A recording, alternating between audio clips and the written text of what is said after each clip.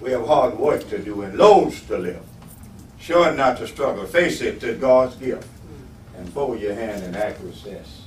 Oh, shame, speak out bravely in God's name. Don't stoop for nobody. Ain't got no recall. We shouldn't even be doing this. We ought to be thinking about that 1.4 million. That's what we ought to be thinking about. Y'all here just messing up. And the whole thing about the whole thing is that they want to get rid of Mr. Rodney Pearson. You don't have to say, man, I know I'm right. That's the whole thing. They're going to get rid of you all and then get rid of Rodney Pearson. Don't you see it? I can see it, but it shouldn't be. Y'all been friends down through the years, and Jasper has gotten along good within the city. We've helped each other within the city, and I hate to see you messing up like this.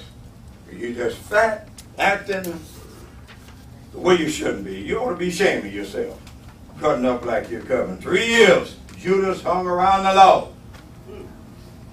And Jesus thought he was his friend. And all of a sudden, when it came time for him to stand up for him, he betrayed him with a kiss. Some of y'all betraying us here tonight. Let's get together, Jasper. Stop it. Reverend, your time is expired. All right, well, stop it. I'll say it one more time. Stop it. Get together. Anybody can do this, yes. Got more together. Okay, we have is Tanika, or no, Tanisha? Tanika, anyway, Ms. Brooks. I'm sorry. Is it Tanika? Tanika, thank you. To the mayor, city council members, neighbors, and friends, my name is Tanika Brooks, and I stand before you this evening on behalf of Terry Norsworthy, Mr. Willie Land, and Mr. Tommy Adams, in appeal to all that will listen to please consider an investigation into the validity of the recall petition, thus verification of signatures, addresses, and all the components that make the petition what it is. This petition seems to be the reason that there's so much tension, and it's the major concern of the citizens of Jasper. Some may say it's a matter of qualifications, while others may declare that it's pure racism. And after watching, listening, and viewing many comments by way of various informational outlets, as a citizen of Jasper, I would truly like to ask, where is your reality anchored? If all is well and the petition is being implemented for the sole purpose of recalling council persons because of incompetency, then the investigation into all aspects should reflect no findings. If the real reason for the petition is to vote out council persons for malfeasance in office, then the investigation under all matters should yield a report of valid as petitioned. If it's all about qualifications, then the investigators should surely tell us. The way is clear. You have your election, remove them. For all who may not know, and I'm saying this because the name keeps getting mentioned, I am the niece of James Byrd Jr. And my reason for telling you this is because I know how it feels to be a victim. And a victim doesn't have to ask to be mentioned. People remember. People remember when you are a victim. And I felt the need to speak from my corner and to give you and others another review of walking a mile in the shoes of a victim. And one instance that I remember is when the graveyard fence was taken down. And my mother said these words: it doesn't matter what happens in the graveyard. Those people are dead. The fence needs to come down in the heart. Never thought I would quite understand what she was talking about, nor did I ever think I would really be able to relate to the stories of my grandparents. But when you walk into stores in Jasper today, you're not sure if it's safe to say hello without repercussions in the community. We have a problem. We have children that will be sitting in classrooms next week, side by side, blinded to what is going on in the world of mom and dad. And some who are not blind and will speak enough to repeat what they've heard at home. If there are no racial motives in this petition, then let's get it done. And besides, what's the worst that can happen if it's all legitimate, right? Let's be what we or say we are, the jewel of the forest. For united we stand, but divided we fall. Thank you.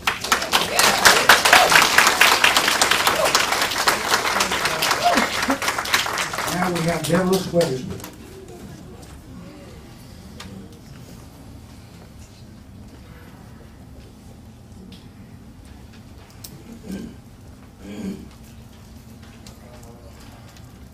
Good evening, citizens of Jasper, council members, and our illustrious mayor. I was sitting back there trying to think of something relevant to say about this whole situation, but I'm gonna just leave it like this. Quit acting like 3-year-olds.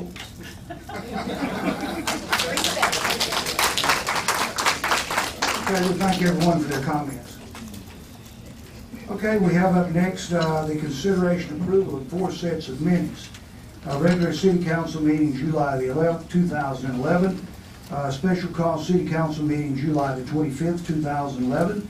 Special call city council meeting July the 27th, 2011. Special call city council meeting, public hearing August the 1st, 2011. We have a motion. Motion made by Mr. Sayers to approve those minutes as read. Do we have a second? Second by Terry Norsworthy. All those in favor say aye. Aye. Is there any opposed? Let the record show that the measure passed unanimously. Okay, consider draft redistricting plans for the city of Jasper as previously submitted to council.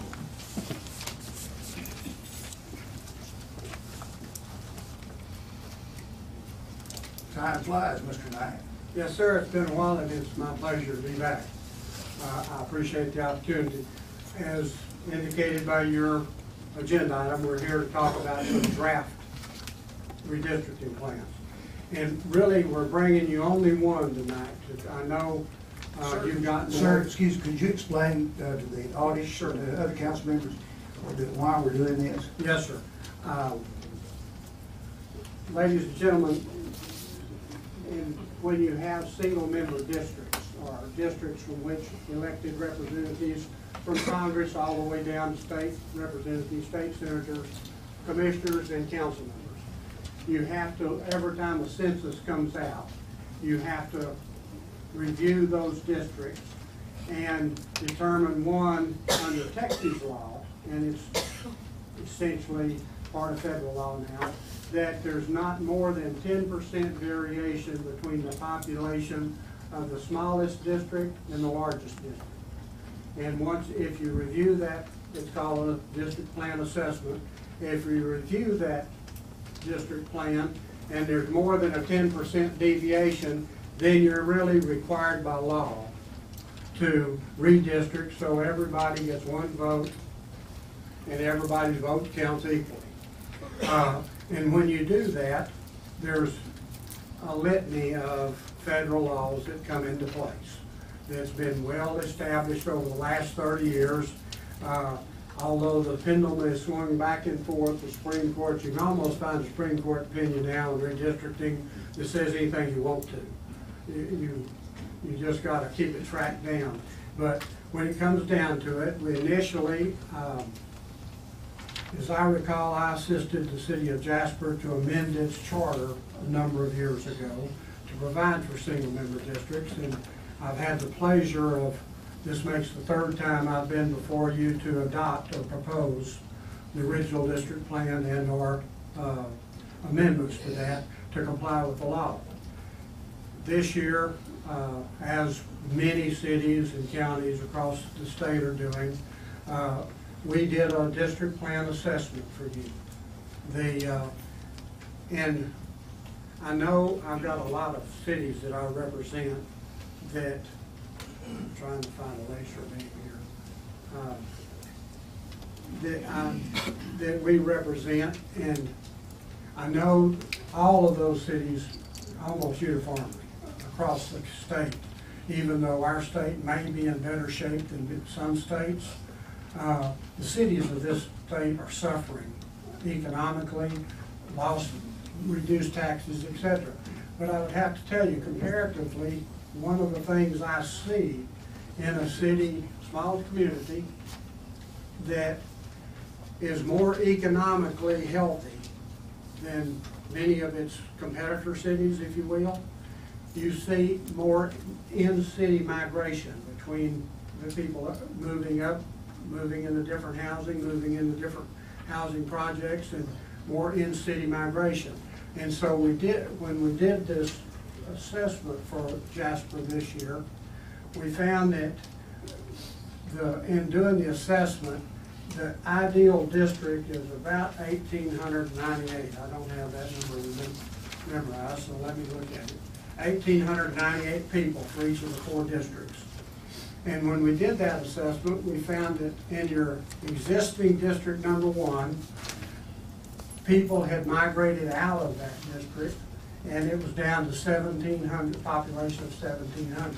Doesn't sound like a lot, but when you're a small community, it can be a lot, depending. And people, District 4 here remained almost unchanged. It's just right at the same number of people that were there 10 years ago. The populations of these 2 districts increased, District 2 and District 3. As a result of that assessment,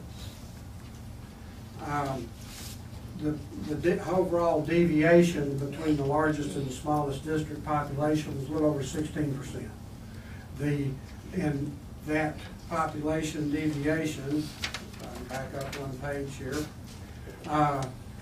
was District 2, the green shadow, and this is the same one we've got at your district, current district is over here on the wall. The District 2, the population had gone up to 2,021. District 1 had gone down to 1,700, and District 3 had gone up to 1,983.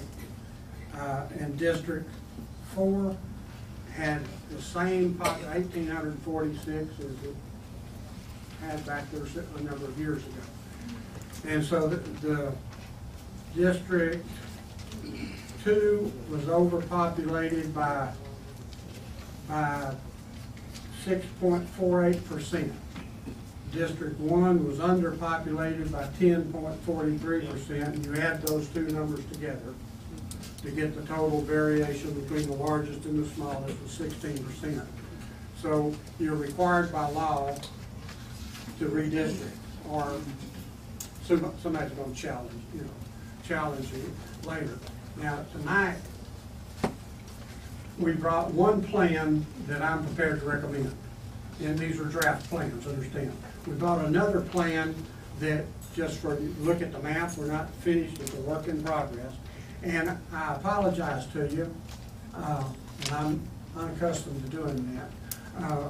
I apologize to you. I was not aware until just before the meeting started that a paralegal of mine had emailed plan documents down here that had not been reviewed. He's worked for me for a long time. He is very good at doing this, but he is very prone to trying to say yes and get immediate service out. And